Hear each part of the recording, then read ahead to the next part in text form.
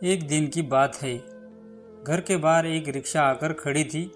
अनसुया ने बाहर देखा तो माला जी रिक्शा के बाहर आकर खड़ी थी। वो सोच रही थी कि उसे कोई घर में आकर अपना सामान ले जाने में मदद करेगा। घर के बाहर रिक्शा आकर रुकी थी। अनसुया ने बाहर झांककर देखा तो मालता जी रिक्शा के बाहर निकलकर इंतजार कर रही थी कि घर में कोई उन्हें लेने आए। लेकिन घर के में बेटा राकेश, वो अनसुया दोनों मौजूद थे, पर किसी ने भी बाहर आने की दया नहीं आई। इतने में राकेश ने अनसुया से पूछा, कौन है अनसुया, जरा देखो तो। अनसुया ने कहा, और कौन होगा, तुम्हारी माँ है। यह कहकर वो दरवाज़ा खुला छोड़कर वापस अपने काम में लग गई। इधर राकेश ने भी ज़्यादा कुछ ध्यान नहीं दिया और अपना कबड्डी देखने में तल्लीन हो गया, जिसके लिए आज उसे छुट्टी ली थी। कुछ देर बाद बाहर मालाजी इंतज़ार कर रही थी, पर टैक्सी वाले को तो वापस जाना था। उसने मालाजी को टोका तो टैक्सी वालों को कहकर उन्हें अपना सामान घर के दरवाजे तक रखवाया और उसे पैसे देकर घर में आ गई। मालाजी पहले से ही काफ़ी कमज़ोर हो चुकी थी। जैसे तैसे कदम बढ़ाती हुई घर में प्रवेश किया। मालाजी ने राकेश और अनुसया को दोनों की तरफ देखा, लेकिन दोनों ने ही उसकी तरफ देखने की हिम्मत नहीं उठाई। दोनों को ऐसी बेरुखी देखकर उनका दिल रोने को हुआ। जैसे तैसे अपने कमरे की तरफ जाने लगी। इतनी में अनुसया बोली, अरे उधर कहाँ जा रही हो माँ जी? अब वो आपका कमरा नहीं है, आपका सामान यहाँ स्टोर रूम में रख दिया है। वो एक पल के लिए वही खड़ी रही, अनुसया की तरफ देखती रही, पर कुछ बोल ना पाई। बस आंखों में आंसू आ गई। अनुसया ने धीरे से राकेश के हाथों पर चिकोटी मारी और इशारे से उसे माँ से कहने को कहा। तब राकेश ने माँ की तरफ देखते हुए बड़ी बेफिक्र से कहा, अब आपको बड़े कमरे की क्या ज़रूरत है माँ? पहले तो चलो पापा थे, पर अब तो वो भी नहीं है, और वैसे भी अब आपका तो पोता पोती होने वाला है, तो बड़े कमरे की ज़रूरत तो हमें पड़ेगी ना। इसलिए आपका सामान स्टोर रूम में शिफ्ट कर दिया है। वैसे भी बड़ा कमरा हो तो घर के मुखिया का होता है, और अब पापा के जाने के बाद घर का मुखिया तो मैं ही हूँ। माला जी के मुंह से सिर्फ इतना सा ही निकला तो राकेश ने बोला, और नहीं तो क्या, अब मैं घर के खर्चे करूँगा तो मैं ही मुखिया, और अब मैं सबको मेरी बात माननी ही पड़ेगी। माला जी की आंखों में अभी भी आंसू थे। उन्होंने स्टोर रूम के पास बने छोटे कमरे की तरफ देखा तो राकेश बोला, वो क्या है ना माँ जी, अनुराधा की डिलीवरी के लिए उसकी बहन आ रही है, उसे परेशानी ना हो इसी कारण वो रूम उसके लिए रखा है। और गेस्ट रूम के तो भी आपको पता है मेहमान रहता है। अब वो कोई मेहमान थोड़ी ना है, वो तो घर की है ना। कल को बच्चा होगा, कोई प्रोग्राम करेंगे, कोई मेहमान आएंगे, तो उनके लिए वो रूम तो रखना पड़ेगा ना। इसलिए गेस्ट रूम को हाथ भी नहीं लगाया। राकेश की बात सुनकर जैसे ही माला जी ने पैरों को किसी की जंजीरों से बांध दिया हो, पैर स्टोर रूम की तरफ बढ़ ही नहीं रहे थे। जैसे तैसे एक कदम आगे बढ़ा राकेश ने बोला, अरे माँ, अपना सामान भी लेती जाओ और दरवाज़ा बंद कर दो, और आपको कुछ खाना पीना हो तो रसोई से ले लेना। माला जी जैसी तैसी वापस दरवाजे पर आई और अपने सामान को घसीटते हुए रूम के अंदर ले आई। रूम में आकर देखा तो एक खटिया बिछाई हुई थी। उनके शादी के समय पुरानी अलमारी रखी हुई थी, वो और पुरानी टेबल रखा था, जिसे माला जी ने कई बार बेचने की कोशिश की, पर उनके पति सावन जी ने उन्हें बेचने के नहीं दिया। कहते थे, अरे खराब थोड़ी ना हुआ है, क्या पता अब काम में आ जाए कभी। पर यह नहीं पता था कि वो टेबल माला जी के लिए काम आएगा। आंखों में आंसू लिए वो खटिया पर बैठ गई। अभी भी 2 महीने पहले तक तो सब ठीक था। बेटे बहू पिता के डर से ही सही सेवा तो कर रहे थे, घर में हंसी खुशी का माहौल रहता था। एक दिन सावन जी ने अपने पितृदेव गांव के जाने की जिद की तो माला जी ने मना कर दिया। रहने दो, बहू का छठा महीना है, ऐसे में उसे छोड़कर जाना अच्छी बात नहीं है। पर राकेश और अनुसया के समझाने पर वो उनके साथ गांव चली गई। वहाँ पर जेठ जेठानी देवर देवरानी सब परिवार था। वहाँ जाने के कुछ दिन बाद ही उनकी तबीयत बिगड़ गई और कुछ ही घंटे में उनके दम तोड़ दिया। सब कुछ जैसे का वही रुक गया था। उनका अंतिम संस्कार भी वही पितृ गांव में हुआ था। 15 दिन में कार्यक्रम होने के बाद राकेश और अनुसया तो वापस आ गए, लेकिन मालाजी उनकी जेठ जेठानी ने वही रख लिया था, यह कहकर कि 1.25 महीने के बाद अपनी जगह छोड़ना।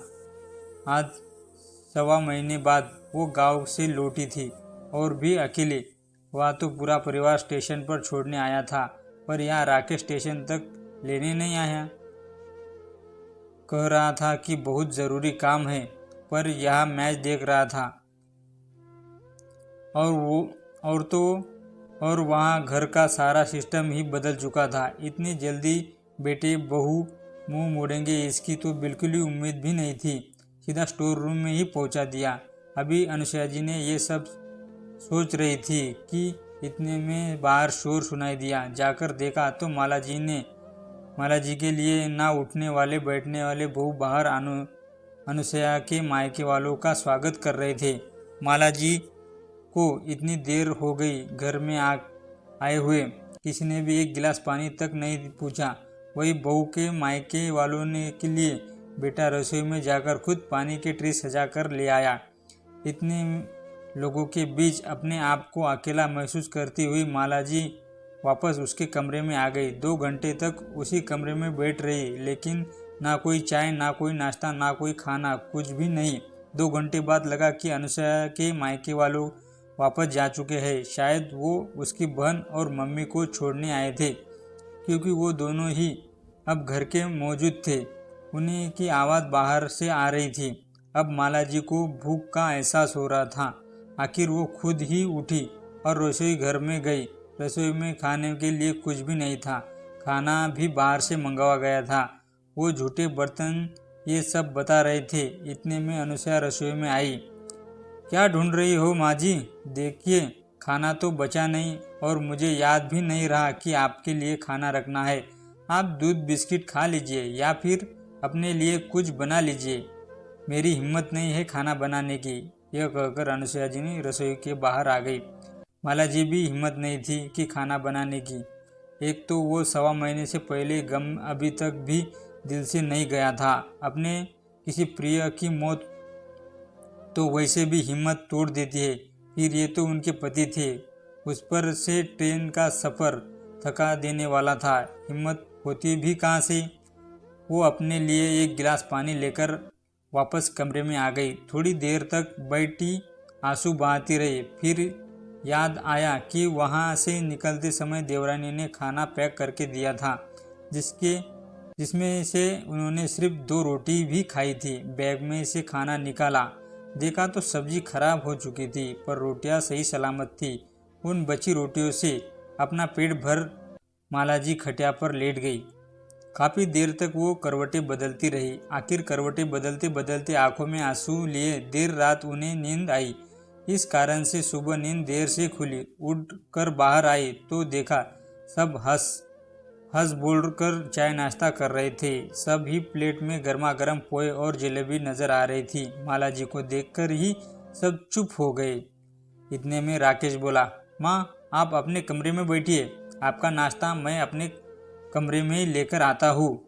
उनकी बात सुनकर माला जी वापस कमरे में चली गई। थोड़ी देर बाद राकेश चाय नाश्ता लेकर कमरे में आया और माला जी को देकर बोला, माँ ये नाश्ता कर लो और भगवान के लिए जहाँ तक हो सके आप कमरे में ही रहो। माला जी की हैरानी से राकेश की तरफ देखते लगी। उनके प्रश्नों को भांपते हुए राकेश बोला, देखा माँ, मुझे पता है कि आपको पापा के जाने के बाद बहुत दुख है, लेकिन कर भी क्या सकते हैं, उनकी तो उम्र हो गई थी ना, इसलिए तो वो चले गए। लेकिन आप यूँ दुखी चेहरा लेकर बार बार अनुसया के सामने आओगे तो उसे होने वाले बच्चे पर गलत असर पड़ेगा। इसलिए कह रहा हूँ कि आप अंदर ही रहो। और वैसे भी सब लोग कहते हैं कि एक विधवा है। कहते कहते राकेश एकदम से रुक गया और वापस बाहर चला गया। माला जी राकेश की बात सुनकर बिल्कुल हैरान रह गई। अब तो उनका दिल जोर जोर से रो रहा था। उसे समझ नहीं आ रहा था कि उनके बेटे में दिल है या पत्थर। वो अपनी माँ के लिए ऐसा कैसे सोच सकता है। उसकी माँ विधवा है तो उसका साया वो अपनी पत्नी और होने वाले बच्चे पर नहीं पड़ने देना चाहता। अभी 2 दिन में उसने मुझे इतना कुछ दिखा दिया तो ये तो मेरी जिंदगी नर्क बना देगा। ये सोचकर माला जी ने चाय नाश्ता भी नहीं करते बना उनकी रुलाई फूट पड़ी। वो इतनी ज़ोर ज़ोर से रो रही थी कि पर उन्हें चुप कराने के लिए कोई भी कमरे के अंदर नहीं आया। आखिरकार काफ़ी देर तक रोने के बाद खुद ही थक चुकी हार कर चुप हो गई। अपने पल्लू से आंसू खुद ही पोंछ लिए। आखिर काफ़ी देर तक मौन रहने के बाद माला जी एक निर्णय पर पहुंची। आखिर रात को जब राकेश अपने ऑफिस से वापस घर आया, उसके बाद बाहर वाले कमरे में बैठकर सब लोग हंसी मजाक कर रहे थे। उस समय माला जी उस कमरे में आई और वही सोफे पर आकर बैठ गई। उनके आते ही सब लोग चुप हो गए, जबकि राकेश ने घर कर माला जी को देखा, जैसे कह रहा हो कि सुबह समझाया था ना, फिर यहाँ क्यों आ गई हो। लेकिन माला जी चुपचाप राकेश की तरफ देख रही थी और आखिर राकेश को बोलना ही पड़ा। माँ, आपको सुबह समझाया था ना, फिर क्यों आई हो आप बाहर। कहा था ना आपका साया मेरे बच्चे के लिए ठीक नहीं है। माला जी ने उसको मुस्कुराकर कहा। ये हाँ याद है, तूने तो कहा था कि मेरा साया तेरे बच्चे के लिए ठीक नहीं है क्योंकि मैं विधवा हो गई हूँ। पर बेटा, जब मेरा साया तेरी पत्नी और बच्चे पर ठीक नहीं है तो अपनी पति पत्नी को यहाँ से लेकर तो कहीं और चले जाओ। माला जी की यह बात सुनकर राकेश भड़क गया। मैं क्यों घर छोड़कर जाऊंगा। अब घर का मुखिया मैं हूँ और आप इस तरह से मुझे ये बात नहीं कर सकती। मुखिया जी, आपको बता दूं कि यह घर मेरे नाम पर है, तो किसी खुशी के में आप घर के मुखिया बनने को तैयार हो गए। तभी अनुसुईया जी बोली, माँ जी, आपको बता दे कि अब घर के सारे खर्चे ये उठाते हैं, आपके बस की बात नहीं है। आटे दाल चावल के लिए पैसे कमाना। अब तो मालता जी खड़े होते हुए बोली, अच्छा, उसकी चिंता तू मत कर। वैसे भी तेरे पति के हाथ से आटे दाल चावल मैं नहीं खाई। जब तक मेरे पति थे उन्होंने घर का सारा खर्चा दिया था। उनके जब मौत हुई तब मैं गांव में थी और जब मैं यहाँ आई तब से मैंने तुम्हारे घर का तो कुछ नहीं खाया। इसलिए मुझे आटे दाल के धौंस मत देना। मैं अपने आटे दाल का बंदोबस्त खुद कर लूँगी, तुम लोग अपना बंदोबस्त कहीं और कर लो। माले जी का साफ रुख देखकर अब तो अनुसुईया जी की मम्मी भी बोली, अरे समधन जी, आप तो बच्चों की बात को दिल पर ही ले रही हो। बच्चे ही तो है, माफ़ कर दो। माफ़ कीजिएगा समधन जी, ये बच्चे नहीं है, बच्चे की माँ बाप बनने वाले हैं। और उस समय आप क्यों नहीं बोली जब मेरे साथ इस तरह का व्यवहार कर रहे थे। आप भी तो कल से ही घर में है ना। मुझे कुछ ही नहीं सुनना है। अपनी बेटी और दामाद को कहिए कि आप अपना बंदोबस्त कहीं और कर ले। मैं अब इन्हें इस घर में नहीं रहने दूंगी। माला जी ने भी समधन के सामने हाथ जोड़ते हुए कहा।